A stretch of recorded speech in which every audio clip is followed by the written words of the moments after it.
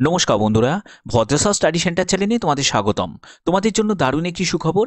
Indian পুলিশের তরফ থেকে, ইন্ডিয়ান পুলিশ ডিপার্টমেন্টের তরফ থেকে একটি নতুন নিয়োগ বিজ্ঞপ্তি প্রকাশিত হয়েছে, যেখানে সম্পূর্ণ পার্মানেন্ট পোস্টে তোমাদের নিয়োগ করা হচ্ছে। কোন কোন পোস্টে নিয়োগ করা হচ্ছে? প্রথম যে পোস্টটি সেটি হচ্ছে সাব ইন্সপেক্টর, দ্বিতীয় যে পোস্টটি সেটি হচ্ছে তোমাদের হেড কনস্টেবল এবং তৃতীয় যে পোস্টটি সেটি হচ্ছে কনস্টেবল। ভিডিওটা শুরু করার আগে আমি তোমাদের আগে যোগ্যতার ব্যাপারটাও ক্লিয়ার করে দিই, তাহলে তোমাদের একটু ইন্টারেস্টটা জাগবে। তো দেখো, এসআই পোস্টের জন্য তোমাদের যোগ্যতা যেটি প্রয়োজন সেটা হচ্ছে গ্র্যাজুয়েশন। ওকে, হেড কনস্টেবলের জন্য তোমাদের যোগ্যতা যেটি প্রয়োজন সেটা হচ্ছে উচ্চ মাধ্যমিক পাস। আর যদি কনস্টেবলের জন্য অ্যাপ্লাই করো তাহলে তোমাদের এখানে যোগ্যতা যেটি প্রয়োজন সেটা হচ্ছে শুধুমাত্র মাধ্যমিক পাস। ওকে, এখানে মেল ক্যান্ডিডেট বা ফিমেল ক্যান্ডিডেট প্রত্যেক প্রার্থীরাই কিন্তু আবেদন করতে পারবে। ওয়েস্ট বেঙ্গল সহ বিভিন্ন রাজ্যের বিভিন্ন জায়গায় কিন্তু তোমাদের পোস্টিং হয়ে যাবে, অর্থাৎ ওয়েস্ট বেঙ্গলের মধ্যে তোমাদের পোস্টিং হয়ে যাবে। প্রত্যেকে কিন্তু অ্যাপ্লাই করতে পারবে। সম্পূর্ণ বিস্তারিত তথ্য থাকছে এই ভিডিওর মাধ্যমে। ভিডিওটাকে কমপ্লিট দেখো, কারণ তোমরা জানো ভদ্রসা স্টাডি সেন্টার মানেই নতুন কোনো আপডেট, নতুন কোনো চাকরি ইনফরমেশন। তো চলো মূল পিডিএফে চলে যাচ্ছি। তো দেখো, এখানে 3.1 প্যারাতে বলা হয়েছে যে সাব ইন্সপেক্টর পোস্টের জন্য তোমাদের বেতন কত টাকা থাকবে।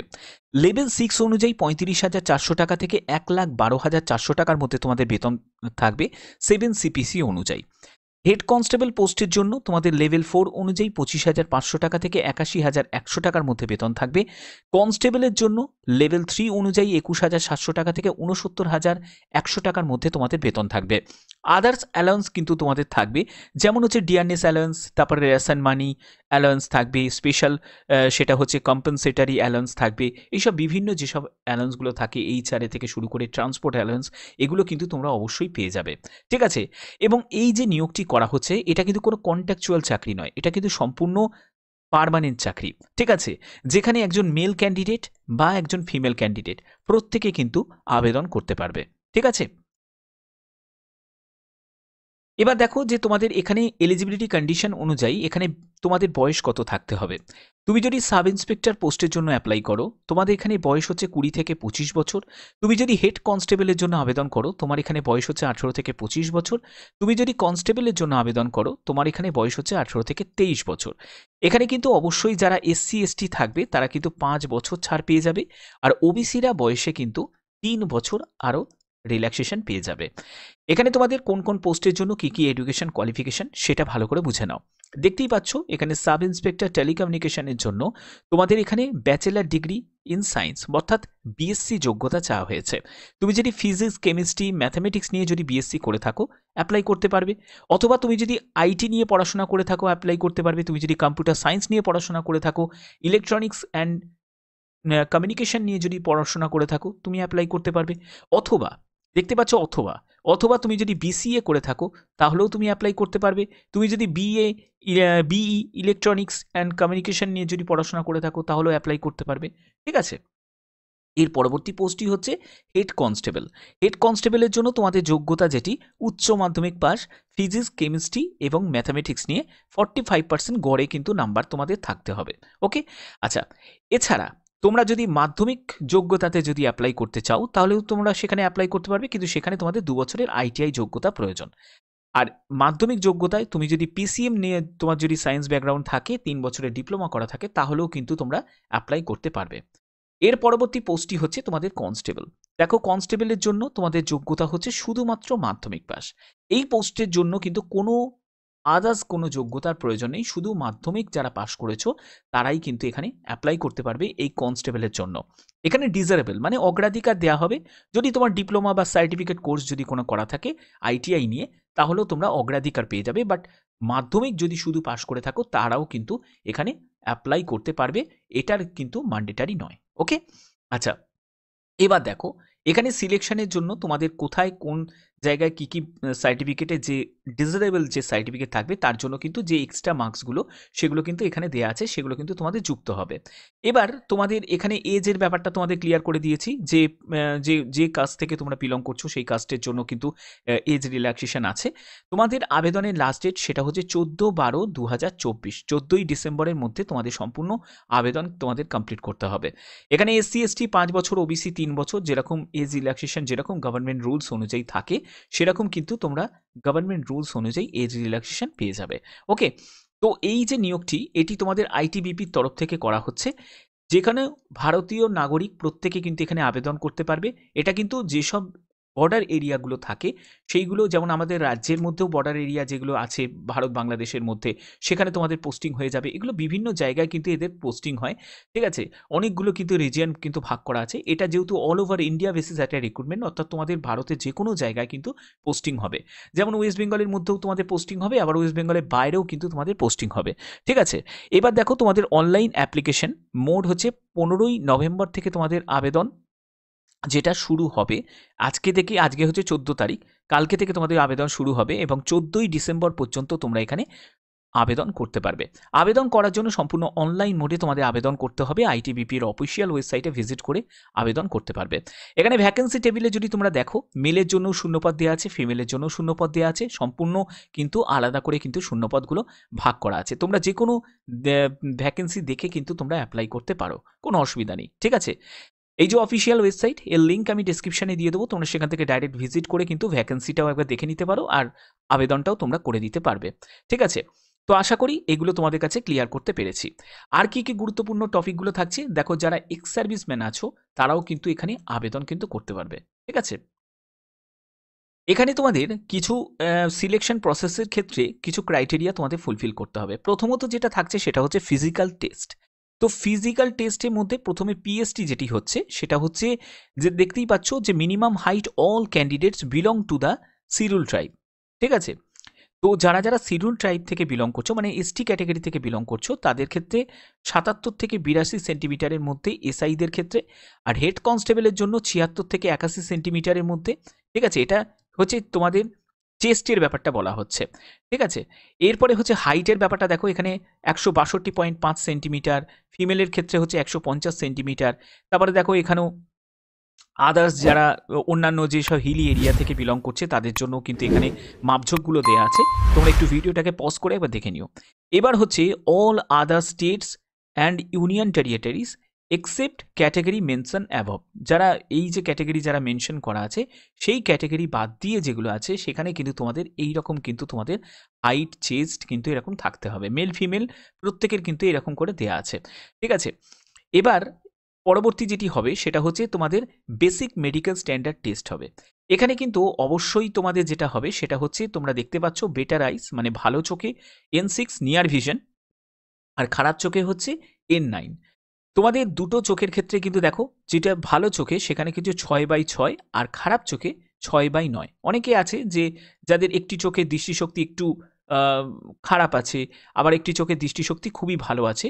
তো সেই ক্ষেত্রে কিন্তু তোমাদের এই রিল্যাক্সেশনটা দেওয়া হয়েছে। তোমাদের কিন্তু কালার ভিশন টেস্ট হবে, আমি আগেই বলে দিচ্ছি কালার ভিশন কিন্তু যে কোনো পুলিশের এক্সামের ক্ষেত্রে কিন্তু ম্যান্ডেটারি। এবার তোমাদের ট্যাটুজ নিয়ে একটা প্রশ্ন থাকবে। ট্যাটুজ এমন একটা জায়গায় যেন না থাকে যেখানে কিন্তু ভিজিবল, যেখানে দেখতে পাবে, এবং সেই দেখতে পেলে কিন্তু তাহলে কিন্তু তোমাদের সেখানে কিন্তু ডিসকোয়ালিফাইড করে দেবে। এই যে ট্যাটুজের ব্যাপারটা কিন্তু দেখো, লোকেশনটা খুব ম্যাটার করছে। দেখতেই পাচ্ছ traditional sides of A body like inner the aspect forum but only the left arm being non saluting the lime, এই সবগুলো কিন্তু তোমাদের এখানে মেনশন করা থাকবে। কারণ তোমরা জানো ট্যাটুজের ব্যাপারে কিন্তু পুলিশের ক্ষেত্রে খুবই সেন্সিটিভ একটা ব্যাপার থাকে, এবং তোমাদের 1/4 লেস দ্যান 1/4 পার্টিকুলার সাইজ, যার সাইজ থাকবে এলবো এবং হ্যান্ডে, সেটা কিন্তু 1/4 যেন কম যেন হয়। ওকে, আচ্ছা। এরপরে তোমাদের আবেদন তো তোমরা অনলাইনে করবে। আবেদন করার জন্য আবেদন মূল্য কত টাকা লাগছে? আবেদন মূল্য দেখো, এখানে application fees mode of payment সেটা UR OBC EWS ক্যাটাগরি থেকে যারা আছো তাদের ক্ষেত্রে 200 টাকা দিতে হবে। হেড কনস্টেবল এবং কনস্টেবলের ক্ষেত্রে 100 টাকা মতো লাগবে। এটা UR OBC আর EWS ক্যাটাগরি থেকে যারা তারাই কিন্তু দেবে। এবার যে candidates belong to schedule caste, schedule tribe, ex serviceman এবং ফিমেল ক্যান্ডিডেট যারা আছে তাদের কিন্তু কোনো রকম আবেদন মূল্য দিতে লাগবে না। ঠিক আছে? এটা কিন্তু অনেক বড় সুযোগ তোমাদের জন্য। তার জন্যই আমি বলব প্রত্যেকে কিন্তু আবেদন করো। নির্দ্বিধায় আবেদন করতে পারো। ঠিক আছে? কারণ পুলিশ ডিপার্টমেন্টে সিলেকশন হওয়া কিন্তু সবথেকে বেশি সহজ।